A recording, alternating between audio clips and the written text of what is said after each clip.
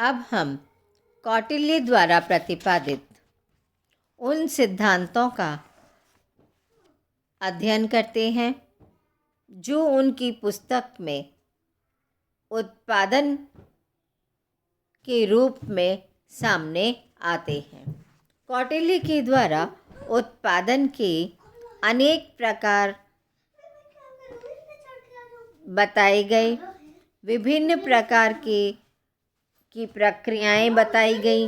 उन्होंने कृषि में विभिन्न प्रकार के अन्नों का उत्पादन करने की प्रक्रियाएं बताई हैं।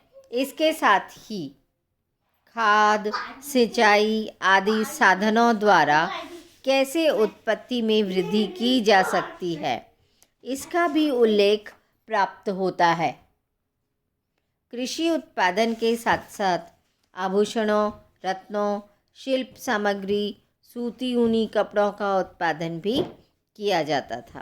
परंतु उत्पादन मात्र से ही लोग संतुष्ट नहीं होते थे।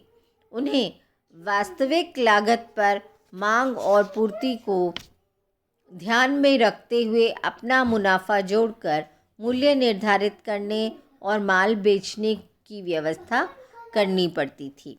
व्यापारिक प्रक्रिया के अंतर्गत कच्चा माल भी एक स्थान से दूसरे स्थान को ले जाया जाता था।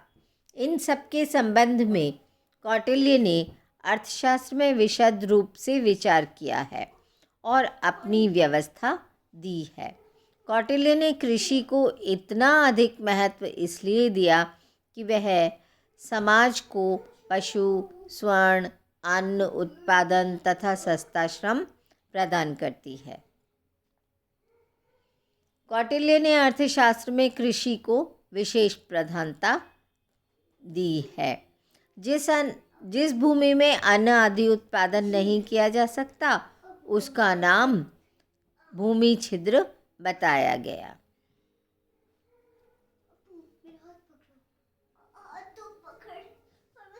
इस प्रकार की भूमि को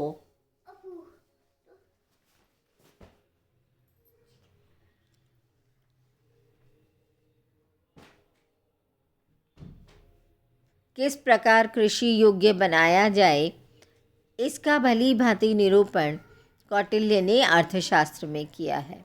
उनका कहना है कि भूमि में कृषि न हो सके तो पशुओं के लिए चरागाह आदि बनवा दिए जाने चाहिए। अकृष्य भूमि पशुभ्यो विवितानि प्रयच्छेत्। कृषि को प्रथम स्थान देते थे। व्यापार तथा नौकरी को कृषि के बाद ही स्थान दिया गया था। कृषि नीति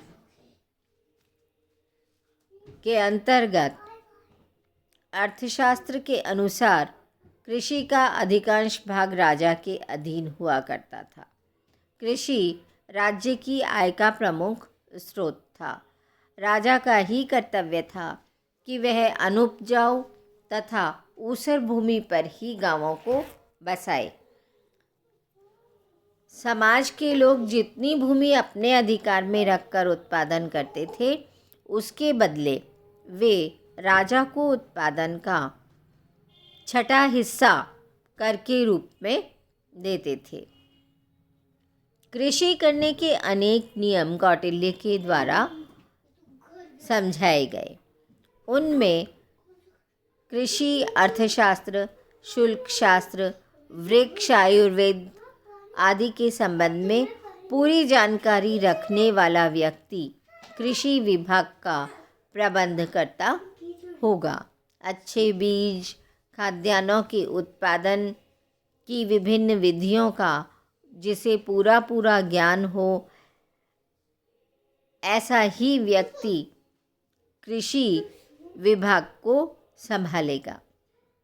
कौटिल्य ने अर्थशास्त्र में कुछ इस प्रकार के वर्णन किए हैं जो बाद के परंपरावादी अर्थशास्त्रियों के द्वारा भी किए गए हैं।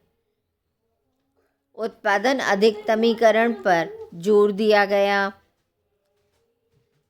उनका यह मत था कि असंतुष्ट प्रजा वाले राजा की स्थिति एक पहिए की गाड़ी के समान होती है। उस काल में उनके मत में कोई विशेष जाति कृषि करे यह आवश्यक नहीं था, बल्कि सभी ब्राह्मण, क्षत्रिय, वैश्य, शूद्र सभी कृषि कर सकते थे। कपास, आम आदि के बीजों को गोबर के साथ मिलाकर फिर बोने की सलाह देते हैं। उनके अनुसार खेती में गंदा खाद नहीं डालना चाहिए, उत्तम खाद का प्रयोग करना चाहिए। अच्छे बीजों का मौसम के अनुसार अनाज, फल, सब्जियां इत्यादि का अच्छा उत्पादन किया जाना, ये सब चीज़ें उन्होंने अपनी पुस्तक में बताई हैं। कौटिल्य के अनुसार राज्य को नदियों पर बांध, तालाब बनाकर सिंचाई की व्यवस्था करनी चाहिए। उन्होंने बांधों व नहरों को नुकसान पहुंचाने वालों को दंड देने की व्यवस्था का भी प्रतिपादन किया है। उनके अनुसार राजा को अन्न, बीज, बैल आदि के लिए किसानों को धन आदि देकर सहायता करनी चाहिए। किसानों को स्वास्थ्य वृद्धि तथा रुग्णता निवारण हेतु सीमित धन राजा के द्वारा प्रदान किया जाना चाहिए, क्योंकि यही वे व्यक्ति हैं जो धन धान्य में वृद्धि करके राजकोष में वृद्धि करते हैं। अर्थशास्त्र में गौ, भैंस आदि पालतू पशुओं की देखरेख के लिए गौ अध्यक्ष नामक अधिकारी की नियुक्ति का वर्णन मिलता है। पशुओं के चरने के लिए चरागाह या गोचर भूमि का भी उल्लेख मिलता है। पशुपालन की महत्ता कौटिल्य के इस कथन से मिलती है कि ग्वालों द्वारा पशुओं को मारने पर उन्हें प्राण दंड दिया जाना चाहिए। कौटिल्य पशुधन की प्रधानता देखते हुए उनके खाने पीने के प्रबंध को लेकर उन्हें क्षति पहुंचाने वालों के विरुद्ध कड़ी कार्यवाही के विधानों का भी उल्लेख करते हैं। कौटिल्य के अर्थशास्त्र में व्यापार और उसके नियमों का सम्यक विवेचन भी मिलता है। उन्होंने सोने के व्यापार को प्रमुखता दी है। जिस बाजार में सोने का क्रय विक्रय होता था उसका नाम विशिखा बताया गया है।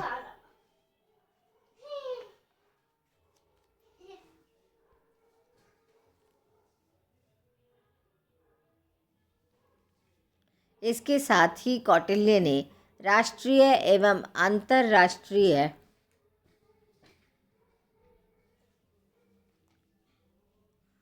व्यापार, व्यापारिक मार्गों तथा तत्संबंधी नियमों का भी प्रतिपादन किया है।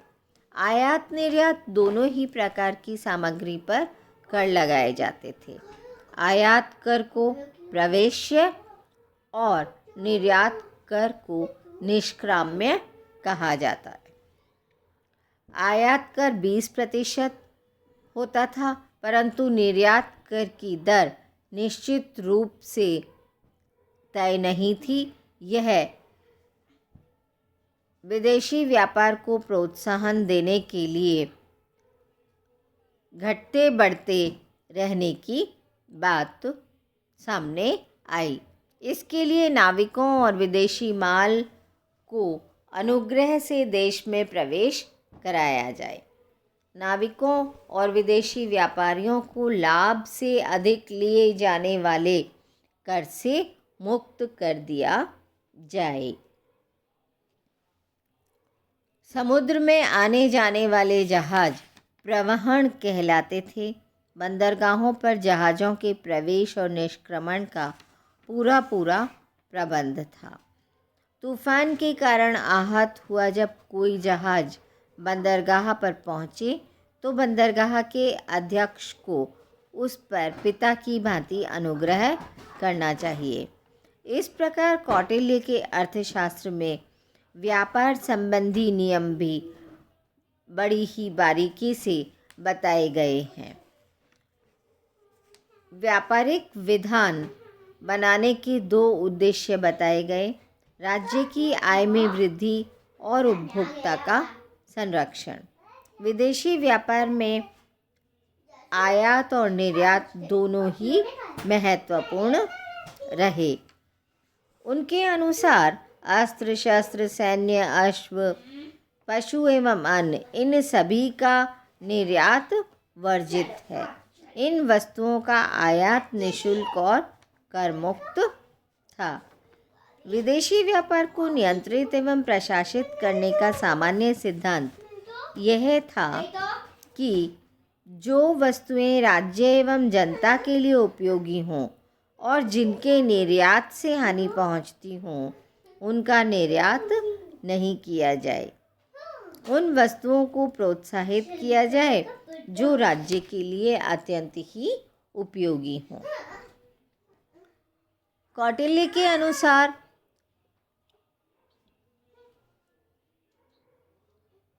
विनिमय वस्तुओं तथा मुद्रा दोनों के माध्यम से होता था। उस समय मुद्रा विनिमय और वस्तु विनिमय दोनों प्रचलित थे। किसी वस्तु के बदले दूसरी वस्तु को लेने की प्रक्रिया को वस्तु विनिमय कहते हैं, जबकि मुद्रा देकर वस्तु खरीदना मुद्रा विनिमय कहलाता है।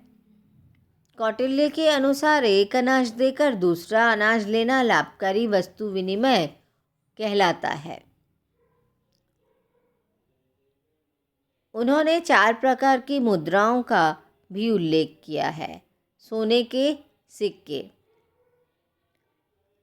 काशार्पण या पण, चांदी के सिक्के, मानक तांबे के सिक्के और कांकणी, जो कि तांबे के ही छोटे सिक्के होते थे। सभी मुद्राओं को 2 श्रेणियों में बांट दिया। प्रथम कोटि में कोष प्रवेश्य मुद्राएं आती थीं। संपूर्ण राजकार्यों में इन्हीं मुद्राओं का प्रयोग होता था। द्वितीय कोटि में व्यावहारिक मुद्राएं थीं। जनता का साधारण लेन देन इन्हीं मुद्राओं द्वारा हो सकता था, परंतु राजकीय कोष में प्रवेश नहीं कर सकती थी। मुद्रा निर्माण केवल सरकारी टकसाल में होता था। कोई भी व्यक्ति अपनी धातु टकसाल में ले जाकर अपने मुद्रा का सिक्का बनवाकर ला सकते थे, और यही सिद्धांत बाद में भी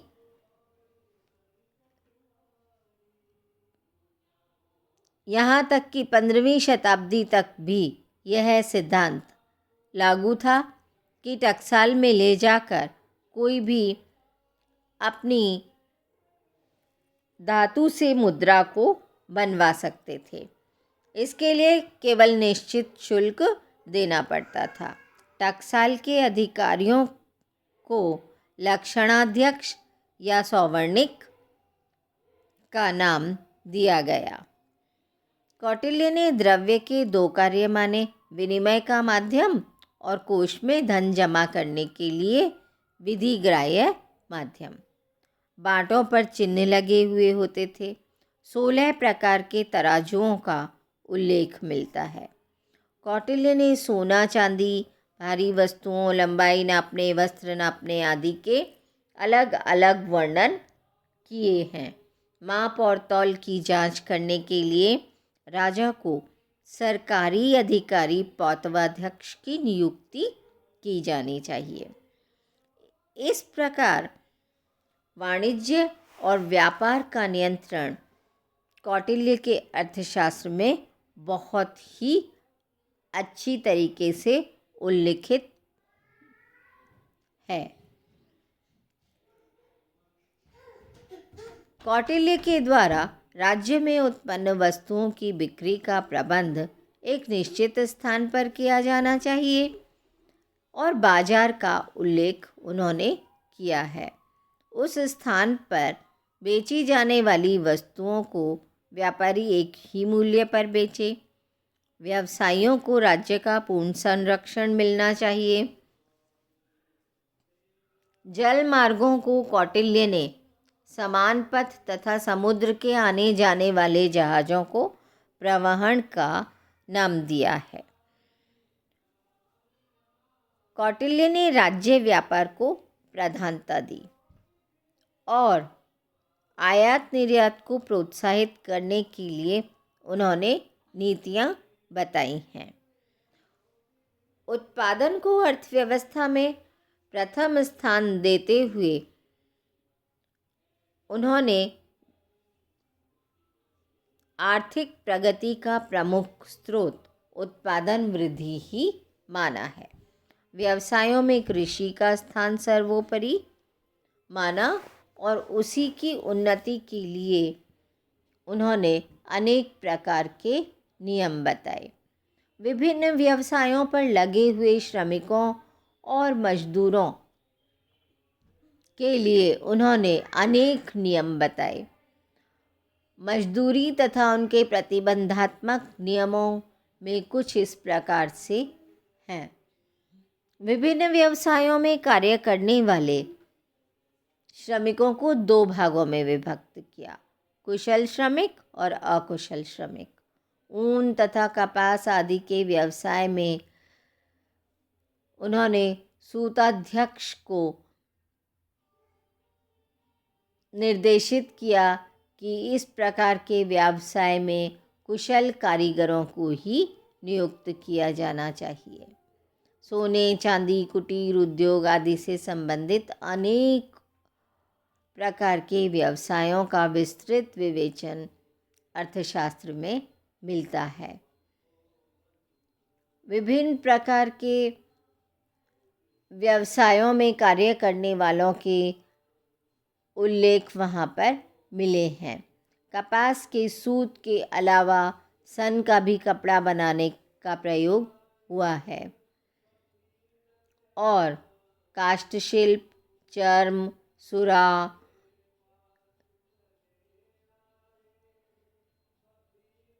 आदि व्यवसायों का भी अर्थशास्त्र में उल्लेख मिलता है।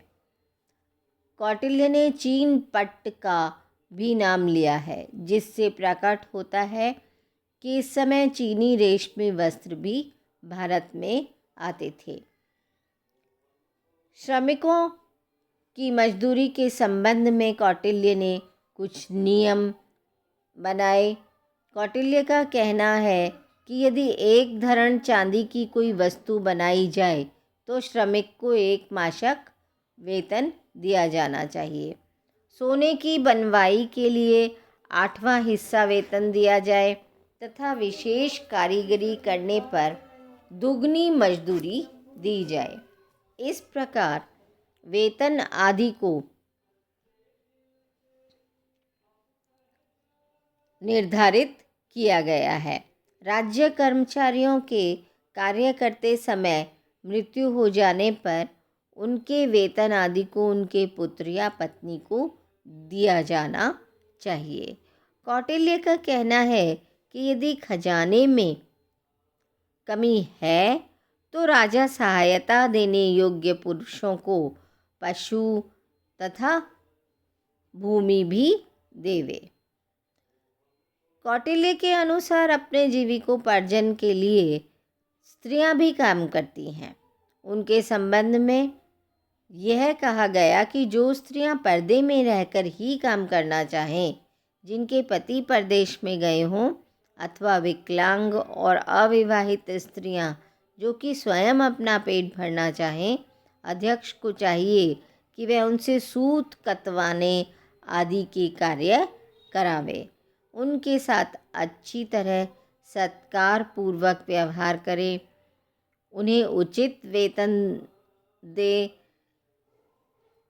साथ ही वेतन लेकर काम न करने वाली स्त्री के लिए भी कठोर नियमों का प्रतिपादन किया गया है। श्रम संघों का उल्लेख भी कौटिल्य के अर्थशास्त्र में आता है। जैसे उन्होंने अनेक प्रकार के श्रम संघों का वर्णन किया है। बढ़ईगिरी, खान कार्यकर्ता संघ, बुनकर संघ, पाषाण कलाकारी, पुरोहित, गायक, चिकित्सक कार्यकर्ता सेवा संघ, क्रय विक्रयकर्ता, न्यूनतम कलाकार। इस प्रकार अनेक प्रकार के श्रम संघों का वर्णन हमें मिलता है।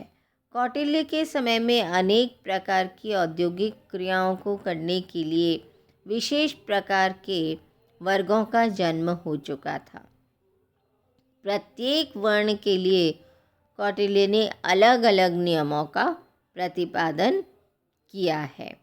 किस मजदूर को कौन सा कार्य करना चाहिए और कौन सा नहीं करना चाहिए, इसका भी पूरा विवरण कौटिल्य के अर्थशास्त्र में मिलता है। उन्होंने मजदूरी निर्धारण व्यवस्था तथा सामाजिक सुरक्षा के अनेक नियम बनाए। सामाजिक सुरक्षा के नियमों में उन्होंने प्रशासनिक अधिकारियों व कर्मचारियों को उनके पद के अनुसार वेतन देने का समर्थन किया। कौटिल्य का मत था कि कर्मचारियों को पर्याप्त वेतन दिया जाना चाहिए, जिससे वे अपने परिवार का भरण पोषण अच्छी तरह कर सकें। उनके विचार में कम वेतन देने से कर्मचारी असंतुष्ट रहते हैं, वे रिश्वत लेते हैं, गबन में संलग्न हो जाते हैं और ऐसे में कर्मचारियों और मजदूरों को उनके कार्यों में योग्यता के अनुसार ही वेतनमान का निर्धारण किया जाना चाहिए। उन्होंने प्रशासनिक अधिकारियों के वेतनमानों की 3 श्रृंखलाएं बताईं। आचार्य, मंत्री, सेनापति, पुरोहित आदि को कौटिल्य ने एक श्रेणी में रखकर इनके लिए 48,000 पर्ण वार्षिक वेतन निर्धारित किया। द्वितीय श्रृंखला में द्वारपाल, आयुधागार अध्यक्ष, समाहर्ता, सन्निधाता, अंतर्वेशक को शामिल किया, जिनका वेतन 24,000 पर्ण वार्षिक निर्धारित किया गया। वेतनमानों की तृतीय श्रृंखला में नायक, पौर, राष्ट्रपाल, अंतपाल इनको शामिल किया गया और इन्हें 12,000 पर्ण वार्षिक वेतन देने का निश्चय किया गया।